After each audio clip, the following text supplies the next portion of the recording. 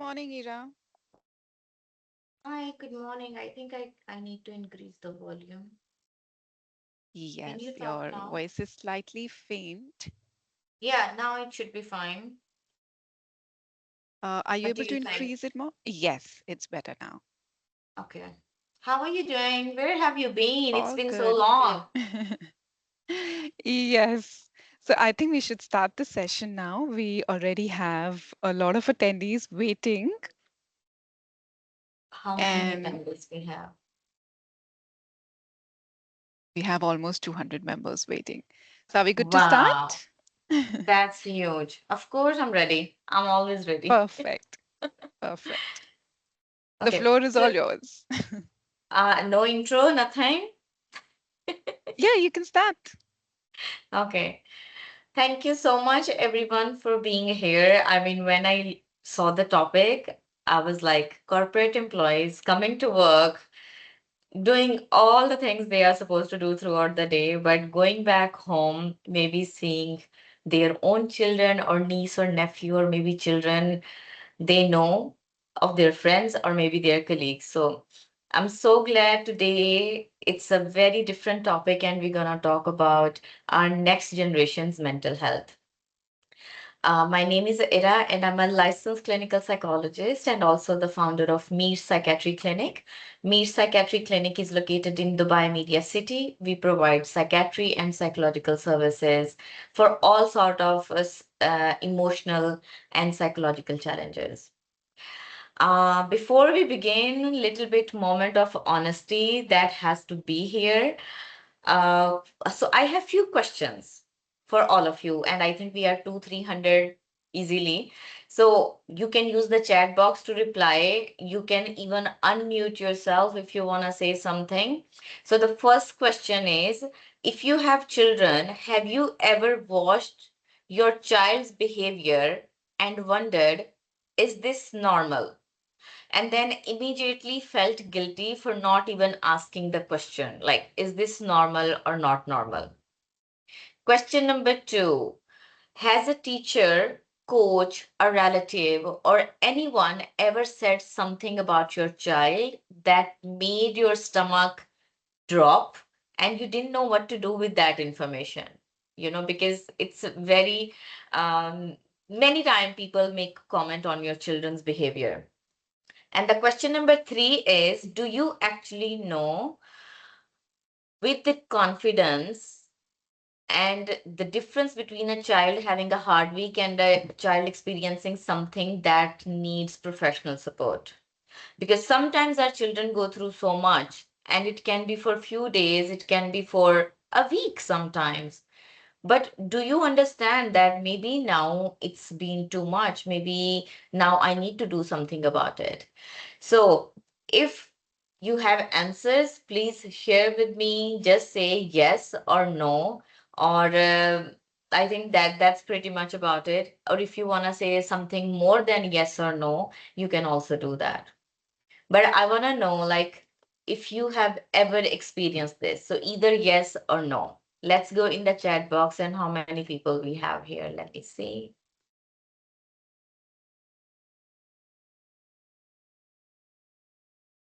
Do we have some responses? Come on, everyone. Yes, yes. A lots of yes. Great. And if you even haven't, because maybe you are in your early 20s and you don't have much interaction with the children, I can promise you that today's session is going to be very informative. Very much, it's going to really open your mind that, oh, these things also exist. Thank you, everyone, for your responses. So let me show you some numbers, not because I want to frighten you, but because I think we owe it to children to look at the scale with this honesty. 1 in 7, that is the proportion of children and young people aged 10 to 19 who are living with the diagnosable mental health condition according to World Health Organization. 1 in 7. look around the, maybe people around you, or it's 1 in 7. It's a big number. And 50% of all mental health conditions begin before the age of 14. Even maybe today, if you will be able to look back at your childhood, you would understand that most of our mental health challenges, they start to show before the age of 14. Not adulthood, 14. The habits, the brain patterns, the coping strategies, or the absence of them are being laid down right now in the children who are going to school this morning, maybe. 70%. 70% of children who have a mental health condition receive no treatment, however. Not because treatment is not available, but because nobody identified the need. And this is a very big alarming number. The average time between a child first showing symptoms and receiving professional support is 10 years. 10 years, that is an entire childhood. And here in the UAE specifically, 1 in 5 students show signs of anxiety or emotional difficulty. According to the UAE Ministry of Health 2022 report, 1 in 5, in your child's classroom of 30, that is 6 children sitting in those chairs every day, feeling something they don't even have words for. So, the greatest threat to a child's future is not a failure, it's an unidentified, unsupported mental health condition. These children are not lost causes. They are unrecognized, and recognition begin with awareness, which is why we all are here today. And I am just so glad that we are talking about it, because awareness brings prevention. And this is how we can prevent the mental health of our upcoming generations. So what we're gonna talk about today overall, because when Shivani, she sent me a topic, the topic is huge, she wanted me to cover everything in 40 minutes of webinar. So we're gonna talk a little bit about overall workplace issues or family, what you can do. Second biggest topic we're gonna cover is understanding ADHD, or what we usually call bad behavior, or somebody who doesn't just sit properly. And third, we are gonna look at autism spectrum disorder. Next is anxiety disorder, and these are the big three conditions we're gonna look into it: ADHD, autism, and anxiety disorder. And then we're gonna look what are the early warning signs and when to seek help. For me to give you a little bit of red flags so you can actually pick up and maybe support someone, and then what actually can do and some practical steps that we will talk about. Now, my biggest concern is always that why does this matter to you? Why children's mental health is everybody's business? Because it's I want to speak to you specifically, like as professionals, as people who spend their days in an office, on calls, in meetings, because I think some people come to a session like this and think, oh, this is really for the parents in the room. So if you are not parent, it is for the parent, absolutely, but it's also for every single one of you, because if you have a child at home who's struggling, undiagnosed, unsupported, carrying something they don't have words for, that stress does not stay at your front door when you leave for work. It comes with you.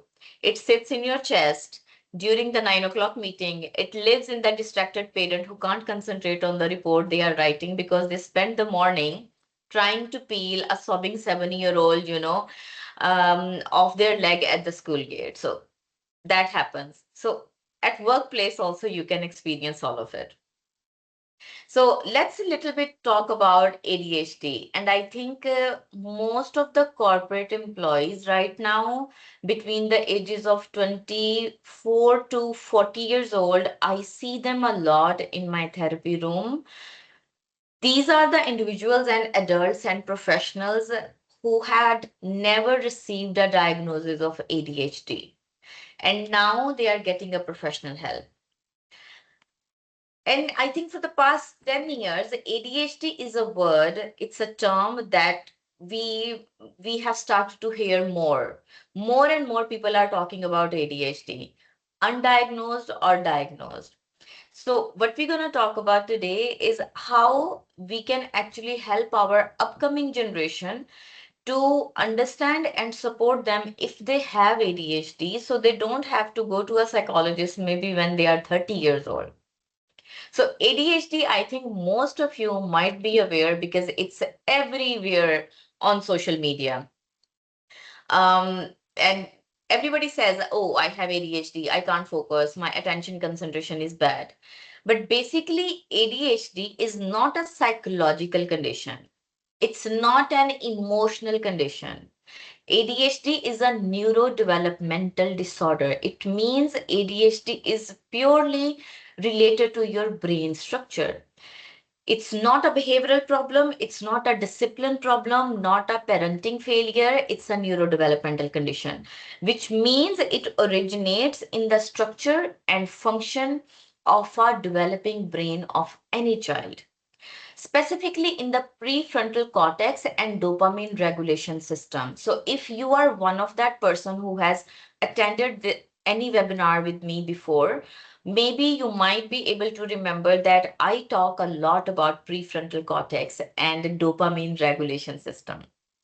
The child with ADHD is not choosing to be difficult. Their brain quiet literally is wired to struggle with, with sustaining attention, managing impulses, and regulating activity levels in context that requires stillness and linear focus, like a classroom, like a homework time, like a family dinner. ADHD is not caused by bad parenting. And this is the first thing I want all of you to remember, that if you ever see a child who is throwing a tantrum or behaving in a certain way or impulsive way, try not to judge their parents.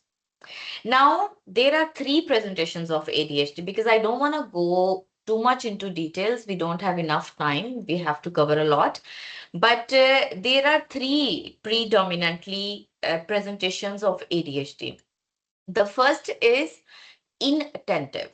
This is the child who is quiet in the class, the one who stares out of the window, the one who forgets their homework, not because they didn't do it, but because it's already lost, the one who dreams even when he's awake.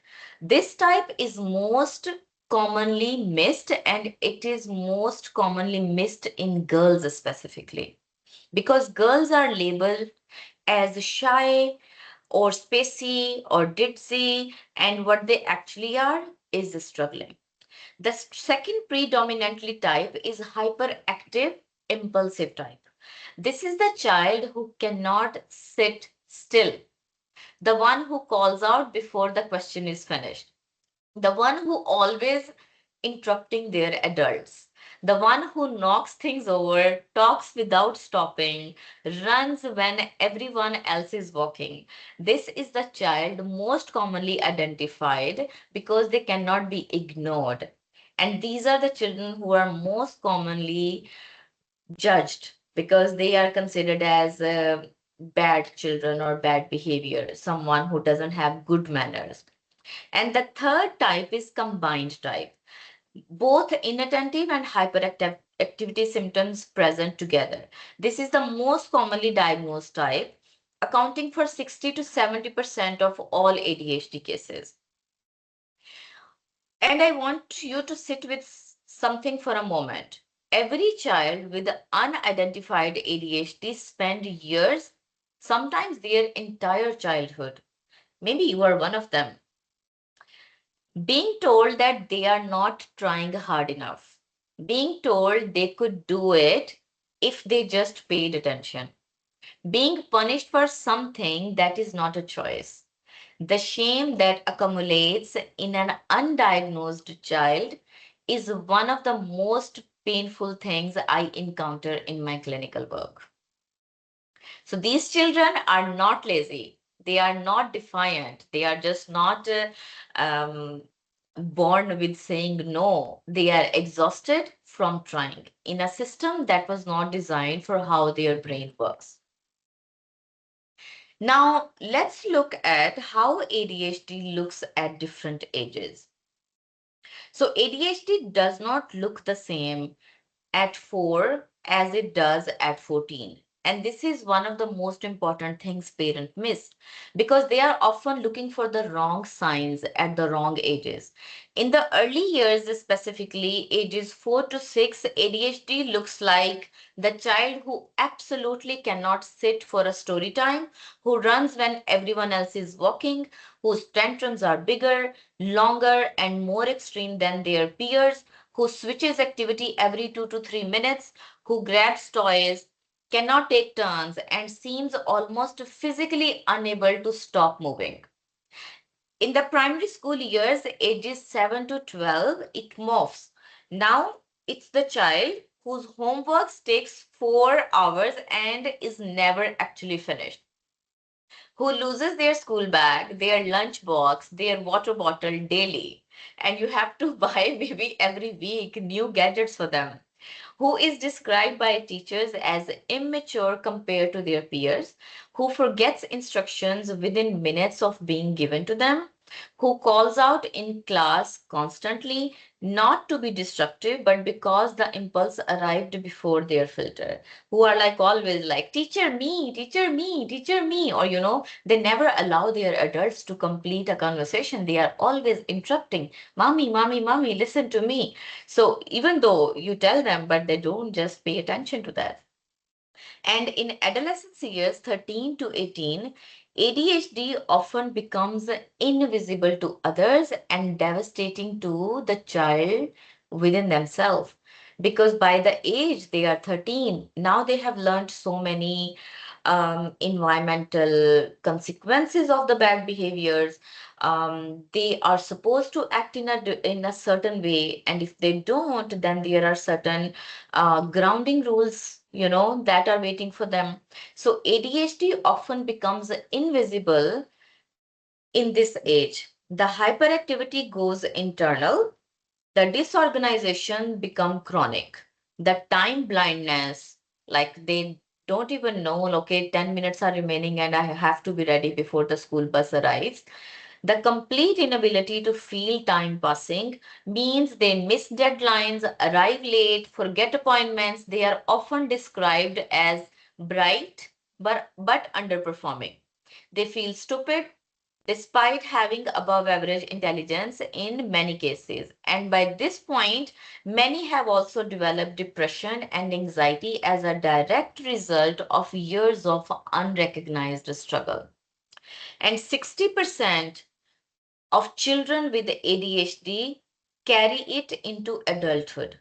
Without identification and support, the outcomes are significantly worse. And that's what I see in my therapy room a lot because most of the ages from maybe 22 to 35, 40, 45, they come with depression and anxiety. But when we start to work, actually, it was undiagnosed ADHD.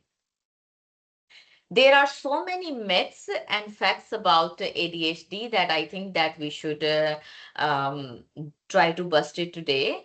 Myth number one is ADHD isn't real. It's just a bad parenting. This is one that makes me, like wince the most is ADHD shows measurable structural differences in the brain. It's a actual there is a scientific proof that you have ADHD.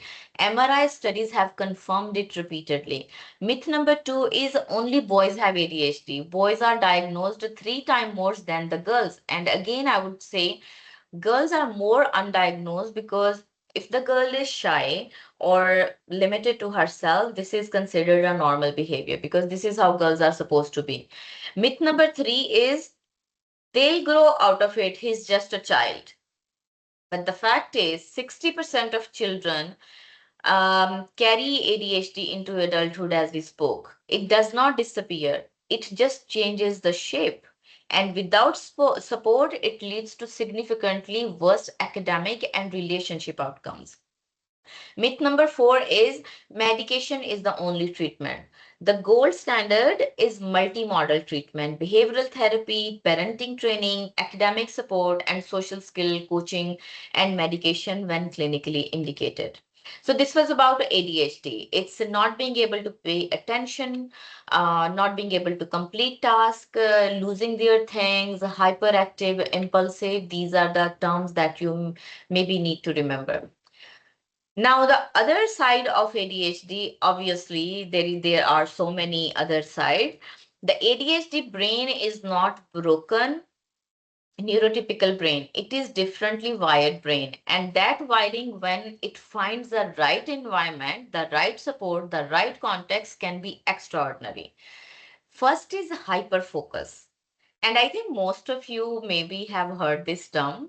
When a child or adult with ADHD, something that captivates them, attracts their attention genuinely, they can achieve a depth of concentration that most people will never experience. Second is creativity. ADHD brains do not follow linear paths. They make connection that other misses. Another is empathy. And I think most of the people who are listening to me, if they are big on empathy, maybe they need to look into themselves. Many children with ADHD feel emotions more intense comparative to someone who doesn't have ADHD, and which is why their actions and reactions will be much more stronger than the other children. So this is where we start to label them as you know disrespectful, someone who is very mean, someone who bullies others, someone who does not listen to the parents. So I think this was very much interesting. Now I'll give you a little bit of maybe seconds of break to absorb the information about ADHD, and then we can move to autism. And autism, this topic is so close to my heart. I have spent years of working with children with autism.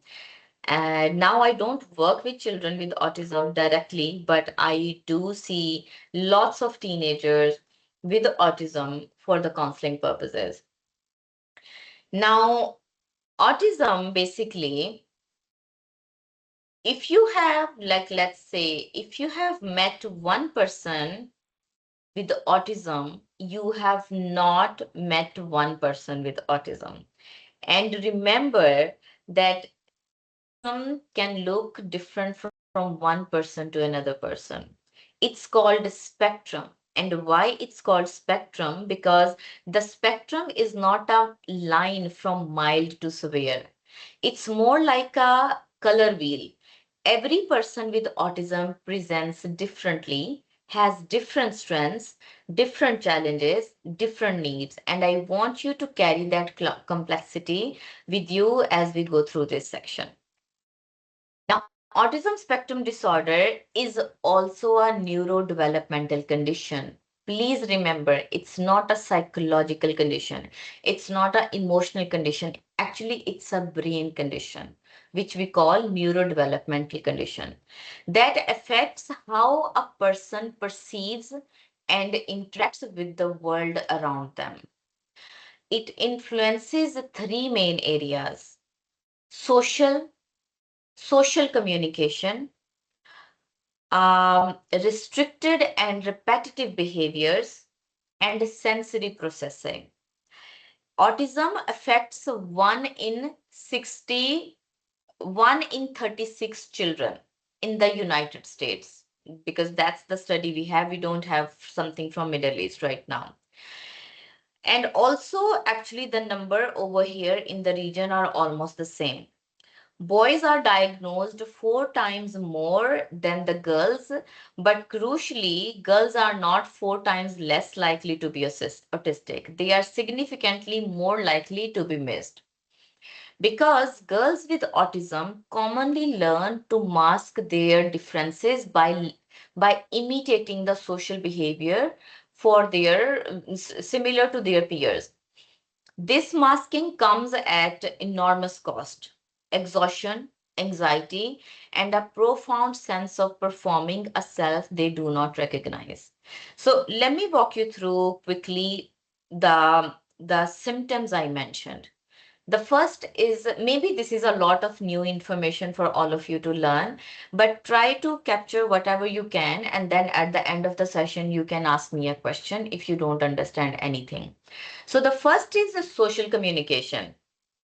Now, social communication is, this is not shyness, and this is not indifference. Child with autism may struggle profoundly with back and forth conversation, with understanding sarcasm or idioms, with reading facial expressions, with making and maintaining friendships or eye contact. Even they understand the words, they don't understand the context of those words. And the social world is full of nothing but the context. So social communication is the biggest challenge. They just don't belong to a social group. They cannot communicate, they cannot carry back and forth conversation because half of the thing they don't understand. The second biggest pattern is restricted interest, the deep, intense, expert level focus on specific topics. For example, dinosaurs, trains, timetables, the periodic table, Greek mythology. So, this is not a quirk, it's a source of joy, mystery, and identity. And it is also, when channeled correctly, is a big strength. The third is repetitive behavior. Now, repetitive behavior is something that you will be able to observe in younger children, because they do hand flapping, rocking back and forth, repeating certain phrases, rigid routines, like they don't want to miss their routine, they want to stick with their schedule. These behaviors serves as a crucial regulatory function. They help the child manage sensory and emotional overwhelming. Now, they have lots of sensory differences, because autism is not the child failing to fit into the world. It is the world actually failing to make space for a different ways of being in it. Because autism is a neurodevelopmental condition. And let me tell you one thing, there is no treatment, there is no cure for autism. It's about the management and integration. Nowadays, professionals and teachers, we speak about integration. So, any child who has autism, it's our responsibility to integrate that child into this physical environment, because this is who they are. We just need to make sure that they are able to live their life within this environment. And that's what integration is going to be. Now, I think next slide is the one all of you need to pay attention, because these are the early warning signs of autism. And if maybe you have children or some cousins or niece, nephew, or colleagues, or anybody, even if you see somewhere playing outside, these are the warning signs that maybe you can help them to understand. In the first 2 years of life, warning signs include no babbling by 12 months, no single word by 16 months, no two words phrases by 24 months, a loss of language or social skills that were previously developing, limited eye contact during feeding, not pointing to show interest in things. For example, I need water, so they will not be able to point it, not consistently responding to their own names. These are the very early signs of autism in the child aging from 0 to 2 years. Between the ages 2 to 6 years, the child may prefer to play alone rather than with others. They may become intensely stressed when the routines are changed, not just upset, but actually full on tantrum that you are having a hard time to calm him down. They may repeat phrases from television or books in unexpected context. They are not supposed to say that, but they keep saying it. They may walk on tiptoes, flap their hands, have extreme reactions to certain textures, sounds, or lights, or some foods. They may not engage in imaginative pretend play in the way the other children do. For example, they will not play doctor, doctor, or dollhouse or certain things. They will have their own interest. Now, between the ages from 7 and 18, this is where many children with autism, especially girls, are finally identified. The child may struggle to understand jokes, sarcasm, or idioms. Their friendships may feel one directional to others. They may have intense all consuming special interests. They may come home from school exhausted every single day because they have spent every ounce of their energy trying to navigate a social world that does not come naturally to them. They have difficulty to understand the world. And then at home, where they feel safe, they actually collapse. Now, what autism feels like from the inside. Okay. This is very interesting to actually, read this. I want to read you three quotes. These are from children with autism and young adults. I share them because I believe empathy begins not when we observe behaviors, but when we truly listen to the experience behind it. So the first one is every day at school, I spend 100% of my energy trying to look normal. By the time I get home, I have nothing left. I can't speak, I can't move. People think I'm fine because they saw me smile. But that smile cost me everything. Second is the noise in the cafeteria isn't the background noise to me. It's every single conversation at a full volume simultaneously. It's like standing next to a jet engine while people ask why I'm upset. It because their sensory receiving information is very high. So if I'm talking with this volume and this space, child with autism and ADHD, they will perceive it much more faster than what maybe you are perceiving it. And the third is, I know I love my family, I just don't always know how to show it in the way they expect. When I don't hug you, it doesn't mean I don't love you. It means my body doesn't do that comfortably. Please don't take it personally. These children love, they feel, they are present, just not always in the way we expect them to. And when we stop trying to make them normal and start trying to understand them, everything changes for them and even for us. And I know this was a lot of information for most of you to absorb. And we have 15 minutes left, and I am going to try to wrap up as fast as possible. The most common one is anxiety. And I think you might not encounter child with autism, you might not encounter child with ADHD, but there is a higher probability that you might encounter a child who might be developing anxiety. Now, anxiety is the most common childhood mental health condition on the planet. And it is the one most consistently dismissed, minimized, or mislabeled. Now, childhood anxiety, how does it look like? First of all, 1 in 4 children will experience anxiety disorder before they turn 18. 1 in 4, not 1 in 100. This is a huge number, huge number. This is the most common mental health condition. And it is one leastly to take seriously because anxiety in children does not look like adults sitting in a chair with their hands collapsed, worrying, and you will be able to see like, oh, this person is not okay. Childhood anxiety is messy, physical, behavioral, and almost always misread. Clinically, anxiety is persistent.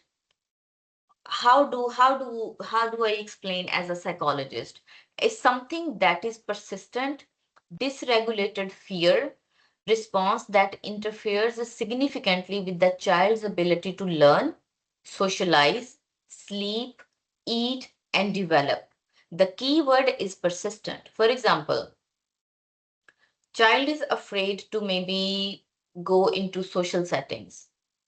So so if the social setting is only limited to maybe family gatherings, it might be okay. But if it's persistent to school setting, you go outside and in the mall, they don't want to see other people. They don't want to be with other people. It means it's persistent everywhere. There are different several presentations of anxiety. One is called generalized anxiety. Child who worries about everything all the time, not one specific thing, everything. Safety, school, the future, whether they said the right thing or no, whether they looked okay, whether you are going to crash the car, you are driving too fast, mommy. The worry tab that cannot be turned off. A child who is always talking negatively about future, about safety, about themselves, about other people, about everything. Second, very most common anxiety type is separation anxiety. The child who cannot let you leave, who clings, who sobs, who becomes almost unreachable with fear at the prospect of being apart from their parents or primary caregivers or adults. Then there is social anxiety. The child who's not shy. Shy is Shyness is a temperament. Social anxiety is a disorder. This is the child who would rather, die than answer a question in class, who rehearses every social interaction in advance and then replays it afterwards for hours, looking for what they did wrong. And school refusal, which is anxiety based and critically is not manipulation. When we say, oh, you are just making excuses not to go, the child who wakes up on Monday morning with a genuine stomach pain, a real headache, nausea, dizziness, or if they are in a school bus or in a car, you dropping them, they're gonna throw up. These symptoms are not invented, they are produced by the body in response to the anticipation of terror or a fear. And the moment they are told they can stay home, it disappears. They are fine now because the danger is gone. So, school refusal is not a behavioral problem, it is a clinical emergency. Every day of avoidance makes the next day harder. Now, what actually anxiety looks like in children? How can you observe? What are the warning signs? The child who won't go to school, the parents say he's fine once he gets there. He's just being manipulative. But what actually happening? Anxiety produces real, genuine physical symptoms. The stomach pain, the nausea, the headache. Every time the child is allowed to stay home, the relief they feel is, you can actually observe. Then the perfectionist who melts down. The parents say she's so dramatic, it's just a homework, get over with it. What's actually happening for a child with anxiety driven perfectionism? Any perceived imperfection feels catastrophic. It feels like, no, my homework seems to be really, really perfect. Otherwise, I will not be happy with it. I think, and now the next one is the most common one that you might be able to observe, the child who won't eat. Parent says he's just picky. He'll eat when he's hungry. What's actually happening, many anxious children, particularly with ADHD or autism, have sensory related food restrictions or anxiety linked nausea. This is a clinical symptoms. And the last one is the angry child. The parent says she has anger issues, she needs more discipline. What's actually happening in children, anxiety frequently present as anger, irritability rather than worry. So, the child who's exploding with rage is frequently the child who is terrified underneath. The neuroscience of childhood anxiety is almost the same like adults. In our brain, actually, we are perceiving a threat that something bad is going to happen. It's purely, there can be so many reasons for it. It can be anxiety, can be genetic, environmental, the home environment is not safe, the resources are not enough. The child is always perceiving some sort of danger or a threat. That's slowly is affecting our brain neural chemistry. Uh, Another thing that I want to talk about is if the autism and ADHD is undiagnosed, many children with autism and ADHD will end up developing anxiety because they are trying to manage something and they are not able to. So it's a lot of overthinking all the time because we try to behave in a certain way and we have to behave in a certain way, otherwise there will be some consequences in form of punishment or grounding or taking away my gadgets. So I have to push myself. I have to push myself to the extent that it will drain me out. I want all of you to meet Lela. Layla is described by her teachers as bright but scattered. She forgets her homework constantly, not because she doesn't do it, but because it's always lost. She is disruptive in class, not because she's naughty, but because she genuinely cannot stop fidgeting. At home, Layla has one topic she talks about endlessly: horses. She knows every breed, every bloodline, every racing record. Her mom finds it sweet but exhausting. Layla has two friends. When they are unavailable, she doesn't cope well. She doesn't understand why the other girls laugh at things she doesn't find funny. She takes things very literally, personally. Every Sunday evening, Leila gets a stomach pain. She cries before school on Monday. Her parents think she's avoiding homework. Her teachers think she's being dramatic. Leila has ADHD and is likely on the autism spectrum and has developed anxiety from many years of feeling different, behind, and wrong without knowing why. She has never been assessed. She is 9 years old. How many Leilas do you know? Type a name, a child in your life this story reminds you of. First name only if you feel like, or even if you can skip. But I want you to reflect at your own childhood, maybe at your sibling's childhood, or your cousin's childhood, or some children around you, because these symptoms are the ones that we have to pick it up. Here we are going to go towards closing our session. But before we close, this is the screenshot that you maybe need to take from this presentation. Early warning signs, when to seek help. And it is when you see that sleep disturbance is there, nightmares, refusal to sleep, night terrors, persistent beyond age appropriate range, sudden or gradual decline in school performance, not explained by academic difficulty, persistent social withdrawal, they don't want to socialize, they don't want to talk, avoiding friends, play, activities they previously enjoyed, frequent unexplained physical complaints, stomach pains, headaches, body pain, especially before school, extreme emotional outburst, something like a huge tantrum. They cry for hours and they don't stop, expressing hopelessness, worthlessness, negative self talk in statements such as, I wish I wasn't there. I wish I could be like that. I wish, they have said it this way. So, negative talk you will observe in children, repetitive behaviors or rituals, or compulsion that causes distress if interrupted. For example, they keep talking about the same topic, they keep doing the same thing, they keep eating the same food. Regression. Regression is before the child is developing when they are 2 years old, but now they are four and they had this skill, but now they went back to it. and returning to the behaviors from younger stages. For example, bedwetting, thumb sucking, and being very clingy. So now what happens when you seek help? What is the process? Is first of all, parent, teacher, or doctors, they are the ones who notices these signs. They can refer a child to a pediatrician, child psychologist, or a child psychiatrist.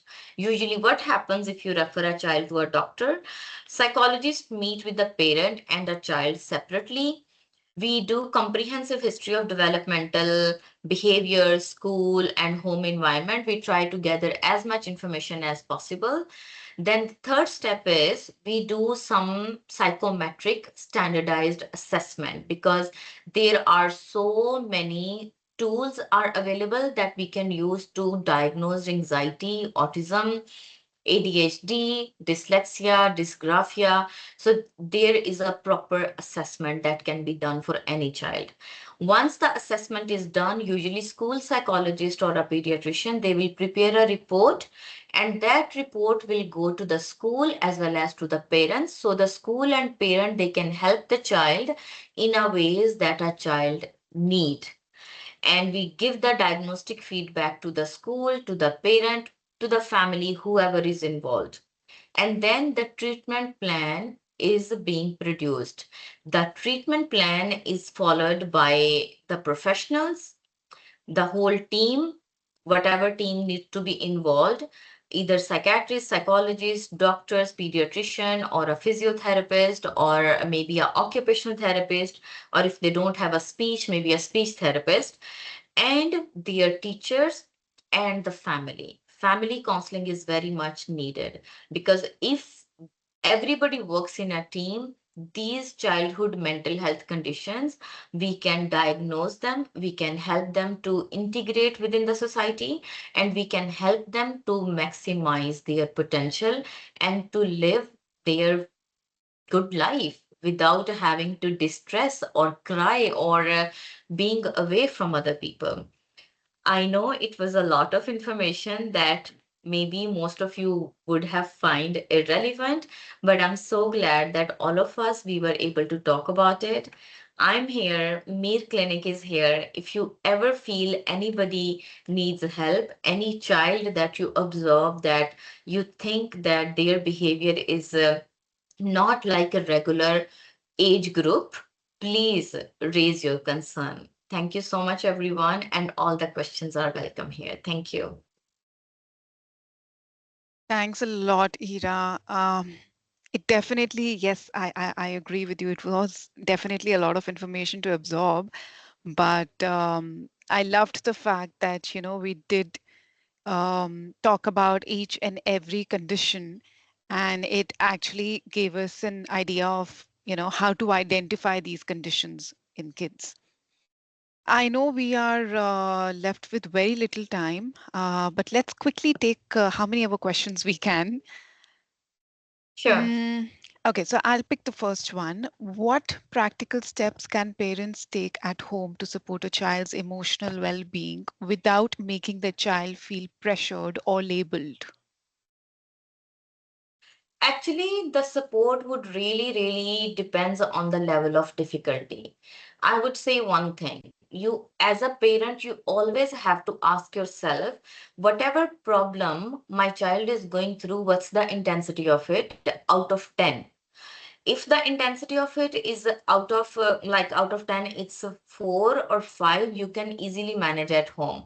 But if that problem is affecting their friendships, their school grades, and their relationship with the parents or siblings, then you might need a professional help. But talking about without making it too obvious, that also actually depends on the level of maturity of the child and the age of the child, because sometimes the children they need to be aware about their uh, problems or their challenges. So we don't always have to hide these things from children, because depending on if the child is ready to actually receive that information, I think it's always good to share with them that you are feeling this way, so this is why you are feeling this way. Now I think the question is very general. two or three practical strategies I can give is make your child talk about everything. And there are so many books and exercises are available on Amazon that it's one book is it's called CBT Toolkit for Children. It's available on Amazon. It's in blue color. They have so many exercises in it. So you can take one page every day and make your child to draw or write a letter or do that specific exercise without making it too obvious. So usually it's through play. The more and more you are going to play with your child, the more they will be able to regulate their emotions. Second, and most important thing is that children mostly learn from observation.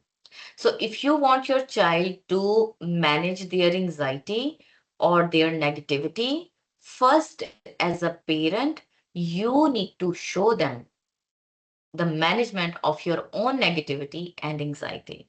But if you are lashing out, if you are worrying, if you are hyper, if you are stressing and, rushing things, they are going to absorb the same information. So show them by from your side. Thank you, Ira. I'll quickly pick the next question. Can ASD symptoms change as a child grows? Yeah, so as we spoke about, and I think I will also share the presentation with all of you, the ASD presentation for each age, it looks differently. And but that also depends on the type of or the level of ASD, because many children, their the level of difficulty might be maybe 4 out of 10 or 5 out of 10. So the more and more they grow in adult years, obviously the more sense is developing in a way that I have to behave in a certain way at school or at home. So they will learn to mask those symptoms. The symptoms stay there, they just learn how to manage it either or how to mask it. But the presentation for each age, it's differentiated. It's different. All right. And Ira, can a child present both ADHD and ASD symptoms? Yes, yes.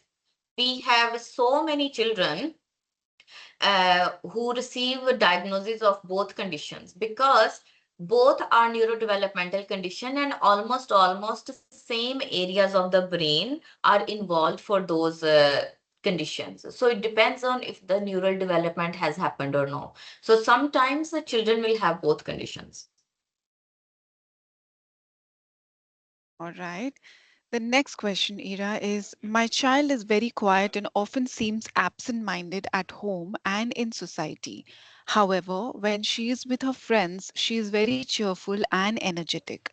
It seems that her behavior changes depending on the people she is with. Could this be a sign of ADHD? No. So ADHD, the one diagnostic feature of ADHD, the symptoms has to be present in three areas: at school, with friends, and at home. The symptoms has to be similar. So that might not be ADHD. That might be more to do with the environmental factors, something they are not comfortable with. All right. And is ASD reversible, Ira, if it's identified early? No, it is not reversible. There is no way, because once it is properly diagnosed, and if it's accurately diagnosed, ASD will always be there. However, if the intensity of ASD is 4 out of 10, the management and integration is much more easier and comfortable and more possible in a more positive way. But it is not reversible. Thank you so much for answering that, Ira. We do have a lot more questions, but unfortunately, looking at the time constraint, we might not be able to answer all of them. However, you guys can always reach out to Ira at Mir Psychiatry Clinic. I'm sure, Ira, you'll be happy to help and Also, answer all the questions. sorry, Shivani. Mhm. Also, people, you can all follow me on Instagram. My Instagram page, it's called Irade. And actually, I have done podcast with the two of the pediatric neurologists on the topic of ADHD and on the topic of autism. Let me share quickly link with you all, because that podcast episode explain everything from the science to the management that you need to learn about ASD and ADHD. So let me just share it quickly.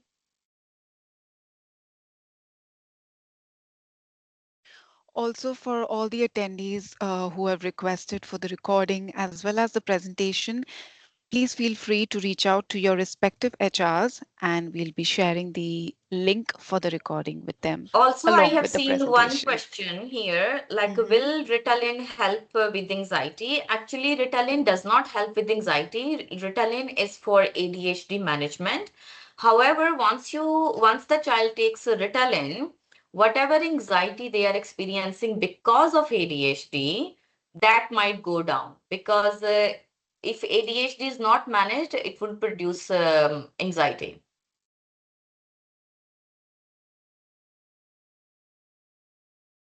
Thanks a lot, Ira. Ira, if you do have time, we can always take more questions, considering we do have so I many in the I do chat have box. 5 minutes. I'm okay. I'm okay Perfect. to do that. Yeah. Perfect. Okay, let me just quickly go through the questions.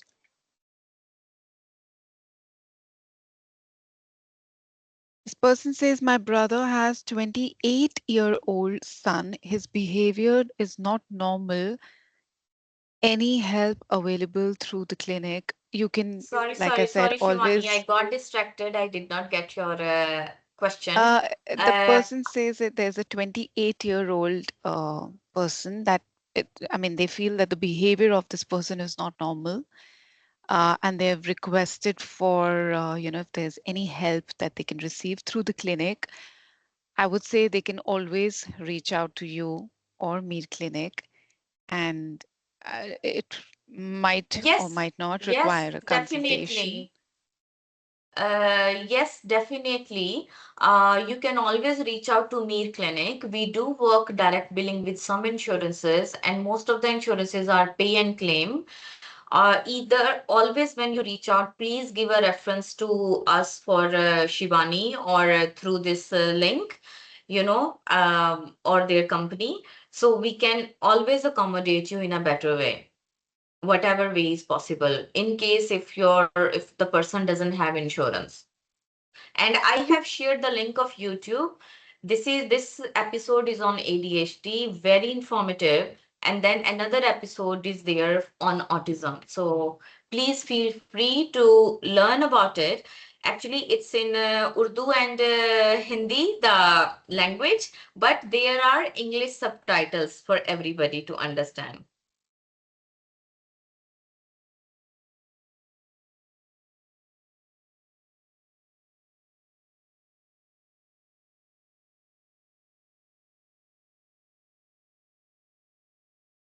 I'll take one last question here, Ira. My Sure. child is very quiet and often seems So, absent-minded at home and in society. However, when she's oh, we did cover this question. yeah, we did. Okay, walking on tiptoe is it really psychological problem or it can also be a physical problem? No, walking on tiptoe is not a psychological problem. Walking on tiptoe is basically when the child is growing, it's a sensory issue. It has to do with we call it gross motor skills. Gross motor means hands and feet. So most probably, if it's only one symptom, then take them to play in a sand. Mostly let them play on the floor, or on the ground. It should get better. If it does not, then maybe you need to seek professional help. All right.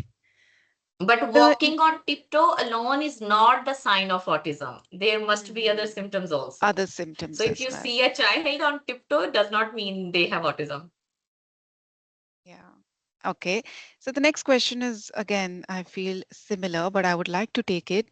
The person says, my child who's 5 years, when she's excited, does hand flapping. Does that mean she's autistic because there are no other symptoms? Yeah, as I said, alone hand flapping is not the sign, but it can be a red flag.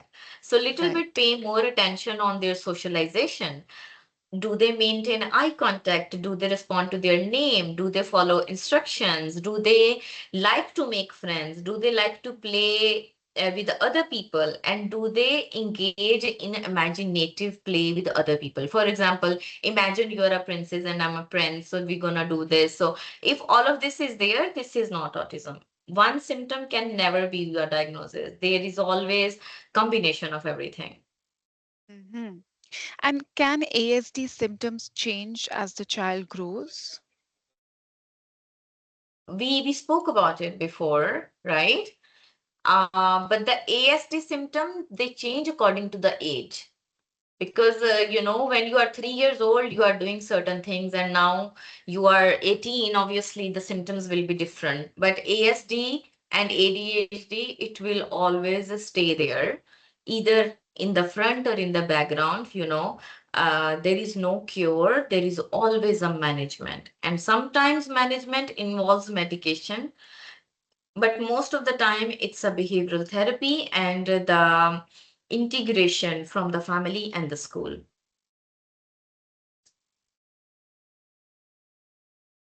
Thanks a lot, Yeah, Ira, I for see this. answering. Sorry, I see this one question.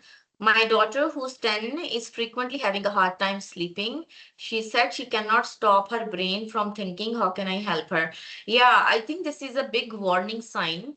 First of all, observe that why she is not able to sleep. Is she tired enough? Does she do enough physical activity? Also observe her self-talk. Does she talk negatively about herself or about the future? Is there any sort of worries that she expresses? So if she says she cannot stop her brain from thinking, ask what is she thinking? you know and as I told you, on Amazon there is this CBT toolkit for children. All the parents, they can use that, make her do those things, play with her, engage with her, talk with her. If it does not get better, wait for like 2 to 3 weeks for all these things to kick in. If it doesn't get better, maybe seek a professional help.